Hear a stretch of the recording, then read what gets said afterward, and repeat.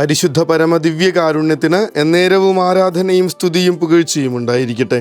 പരിശുദ്ധ പരമ ദിവ്യകാരുണ്യത്തിന് എന്നേരവും ആരാധനയും സ്തുതിയും പുകഴ്ചയും ഉണ്ടായിരിക്കട്ടെ. പരിശുദ്ധ പരമ ദിവ്യകാരുണ്യത്തിന് എന്നേരവും ആരാധനയും സ്തുതിയും പുകഴ്ചയും ഉണ്ടായിരിക്കട്ടെ.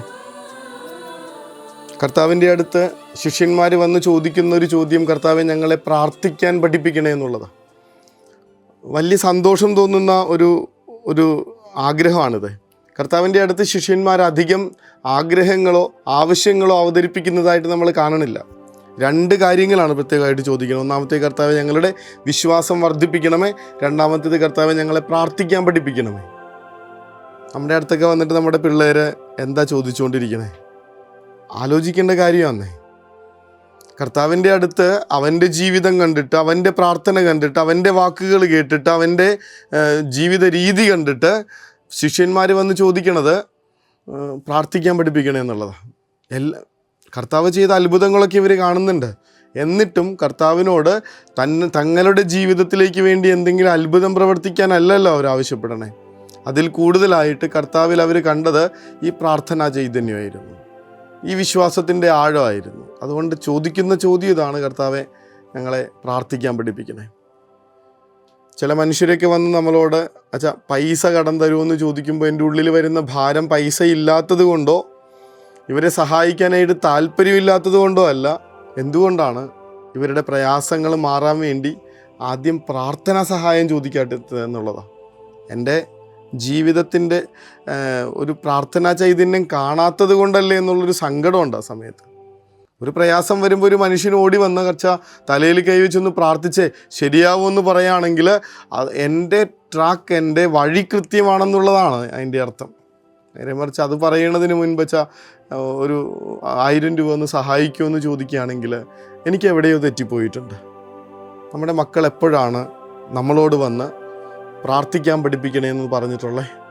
നമ്മുടെ മക്കൾ എപ്പോഴാണ് നമ്മുടെ അടുത്ത് വന്നിട്ട് ഈ വചനഭാഗം ഒന്ന് എക്സ്പ്ലെയിൻ ചെയ്തു തരാമോ അമ്മ അപ്പ എന്ന് ചോദിച്ചിട്ടുള്ളത്? അതിനുള്ള ഒരു തോന്നലുളവാക്കത്തക്ക വിധത്തിൽ നമ്മളൊന്നും ചെയ്തിട്ടില്ലല്ലോ. അമ്മ നിങ്ങൾ എന്തുകൊണ്ടാണ് എന്നെ പ്രാർത്ഥിക്കാൻ പഠിപ്പിക്കാതിരുന്നതെന്നുള്ള ആശുപത്രി കിടക്കയിൽ കിടന്നുള്ളൊരു കുഞ്ഞിൻ്റെ ചോദ്യം, അത് വലിയ പൊള്ളലായിട്ട് ഇങ്ങനെ ഒരു അമ്മയുടെ ഉള്ളിൽ കിടക്കുന്ന കാര്യമൊക്കെ നമ്മൾ നേരത്തെ സൂചിപ്പിച്ചിട്ടുണ്ട്. മരിച്ചുപോയ കുഞ്ഞിൻ്റെ ഓർമ്മ അവരെ പൊള്ളിക്കുന്നതിൻ്റെ കാരണം ഇതാണ്. ബാക്കിയെല്ലാം ചെയ്തു കൊടുക്കുന്നുണ്ട്. പക്ഷേ നമ്മളങ്ങനെ ആവശ്യങ്ങൾ നടത്തിക്കൊടുക്കാൻ വേണ്ടി മാത്രം കുഞ്ഞുങ്ങളുടെ കൂടെ നിൽക്കുമ്പോഴാണ് അപ്പൻ ATM ആണെന്നും അമ്മ ബാങ്കാണെന്നും ഒക്കെ മക്കൾ പറഞ്ഞു തുടങ്ങണേ. അവരെ ദൈവത്തിങ്കിലേക്ക് നയിക്കുന്ന വഴികാട്ടികളായി, ചൂണ്ടുപലകകളായി ഇനി എന്നാണ് നമ്മളെയൊക്കെ അവരൊന്ന് മനസ്സിലാക്കി തുടങ്ങുക? അപ്പൻ്റെ അമ്മയുടെയും മാത്രം കാര്യമല്ല കേട്ടോ, കൂട്ടുകാരടക്കം എല്ലാവർക്കുമുള്ള നിയോഗമാണിത്. എൻ്റെ ഒപ്പമുള്ളവരെ ദൈവത്തിങ്കിലേക്ക് കൂട്ടിക്കൊണ്ടു പോകുന്ന കാര്യം നമ്മൾ 2 ദിവസം മുമ്പ് ധ്യാനിച്ചേ ഉള്ളൂ. അങ്ങനെ എൻ്റെ പ്രിയപ്പെട്ടവർക്ക് ദൈവത്തിങ്കിലേക്കുള്ള ചൂണ്ടുപലകയാണ് ഞാനെന്ന് തോന്നത്തക്ക വിധത്തിൽ എൻ്റെ ജീവിതം ഒന്നും മാറേണ്ട കാര്യമില്ലേ? ഭൗതികമായിട്ടുള്ള കാര്യങ്ങൾക്ക് വേണ്ടി മാത്രം അവരെ സപ്പോർട്ട് ചെയ്തുകൊണ്ടിരിക്കുമ്പോൾ, ആത്മീയതയിലേക്ക് അവരെ നയിക്കാനായിട്ട് ഒരു നിർബന്ധവും പിടിക്കാതിരിക്കുമ്പോൾ നമ്മൾ പതിയെ പതിയെ അവരെ വഴിതെറ്റിക്കുക തന്നെയാണ് ചെയ്യണമെന്നറിയണം.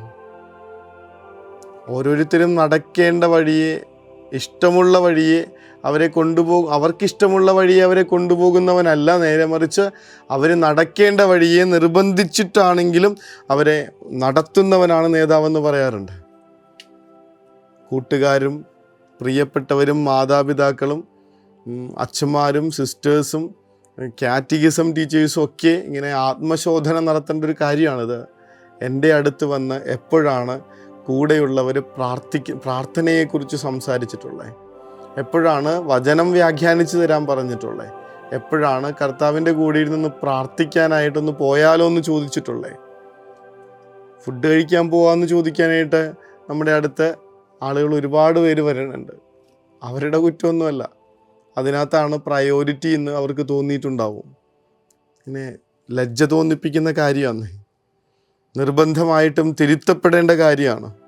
ഒന്ന് പള്ളിയിൽ പോയാലോ, നമുക്കൊന്ന് ഒരു തീർത്ഥാടനത്തിന് പോയാലോ, നമുക്കൊരു പരിശുദ്ധ കുർബാനയ്ക്ക് ഒന്ന് പങ്കെടുക്കാൻ പോയാലോ, അവിടെ ചെന്നിട്ട് നമുക്ക് ഒരുമിച്ചൊന്ന് ബലിയർപ്പിച്ചാലോ? കർത്താവ്, ഇനി എന്നാണ് അങ്ങനെ ഒരാൾ നമ്മളോട് ചോദിച്ചു തുടങ്ങണേ? നിങ്ങളുടെ പ്രാർത്ഥന കണ്ടിട്ട് കൊതിയാവുന്നു, ആ പ്രാർത്ഥനയൊന്ന് പഠിപ്പിച്ചു തരാമോ? നിങ്ങളെങ്ങനെയാണ് ഇത്ര സന്തോഷത്തോടു കൂടെ ഇരിക്കണേ? നിങ്ങൾക്ക് എങ്ങനെയാണ് ഇത്ര ക്ഷമിക്കാൻ പറ്റുന്നേ? ഈ ചോദ്യമൊക്കെ നമ്മളുടെ ആത്മീയത കണ്ടിട്ട് മറ്റൊരാളുടെ ഉള്ളിൽ നിന്ന് ഉയരേണ്ടതല്ലേ? എല്ലാം പോട്ടെ, നമ്മുടെ മക്കളെ നമ്മളെപ്പോഴാണ് പ്രാർത്ഥിക്കാൻ പഠിപ്പിക്കുന്ന വിധത്തിൽ ഒരുങ്ങിയിട്ടുള്ളതെന്ന് ഇന്നത്തെ വചനം നമ്മളെ വെല്ലുവിളിച്ച് ചോദിക്കുന്നുണ്ട്. കർത്താവിനോട് വളരെ സ്പെസിഫിക് ആയിട്ട് അവർ ചോദിക്കുന്ന ചോദ്യമാണ്, കർത്താവെ ഞങ്ങളെ പ്രാർത്ഥിക്കാൻ പഠിപ്പിക്കണമേ. നമ്മുടെ മക്കളും നമ്മുടെ പ്രിയപ്പെട്ടവരും ഒക്കെ ജീവിതത്തിൽ എന്തെങ്കിലും ഒരിക്കൽ ഈ ഒരു ചോദ്യം നമ്മളോട് ചോദിക്കത്തക്ക വിധത്തിൽ പ്രാർത്ഥനയിലും ആത്മീയതയിലും നമ്മളൊന്ന് ആഴപ്പെട്ട് ജീവിക്കാൻ വേണ്ട കൃപയ്ക്ക് വേണ്ടി ഒന്ന് അപേക്ഷിച്ചു തുടങ്ങണം. വെറുതെ സാധാരണ ജീവിതം ജീവിച്ച് തീർന്നു പോയാൽ പോരെന്നേ. എല്ലാവർക്കും കുറേ ചാരിറ്റി ചെയ്തു, കൂടെയുള്ളവർക്ക് കുറേ സഹായങ്ങൾ നൽകി, അവരെയൊക്കെ ഇങ്ങനെ ഉയരങ്ങളിലെത്താൻ സഹായിച്ചു എന്നൊക്കെ ഉള്ളത് നല്ല കാര്യമാണ്. പക്ഷേ അവരെത്തേണ്ട ജീവിതത്തിലേക്കല്ലല്ലോ, ശരിയായ വഴിയിലേക്കല്ലല്ലോ നമ്മൾ നയിച്ചിട്ടുള്ളത്. അവരിങ്ങനെ ദൈവത്തിങ്കിലേക്ക് അടുക്കാൻ ആഗ്രഹിക്കുന്ന വിധത്തിൽ എൻ്റെ ജീവിതത്തിൽ എന്ത് കണ്ടിട്ടുണ്ടെന്ന് ആലോചിച്ച് നോക്കാം. കർത്താവിൻ്റെ മുൻപിൽ മുട്ടിന്മേൽ നിൽക്കുമ്പോൾ പ്രാർത്ഥിച്ചു തുടങ്ങണം, എൻ്റെ തമ്പുരാനെ നിന്നിലേക്ക് അടുപ്പിക്കുന്ന വിധത്തിൽ, നിൻ്റെ സ്നേഹത്തിലേക്ക് കൊണ്ടുവരത്തക്ക വിധത്തിൽ ഞങ്ങളുടെ ജീവിതം കണ്ട് അവരൊന്ന് ഇൻസ്പയർ ആകാൻ വേണ്ടിയുള്ള കൃപ ഞങ്ങൾക്ക് ഓരോരുത്തർക്കും തരണമേ എന്ന അപേക്ഷയോടുകൂടെ നമുക്ക് കർത്താവിൻ്റെ മുൻപിൽ മുട്ടിന്മേൽ നിൽക്കാം. ആശീർവാദം കാരുണ്യമേ, അനന്ത സ്നേഹമേ, പരിശുദ്ധ പരമദിവ്യ കാരുണ്യമേ, അനന്ത സ്നേഹമേ.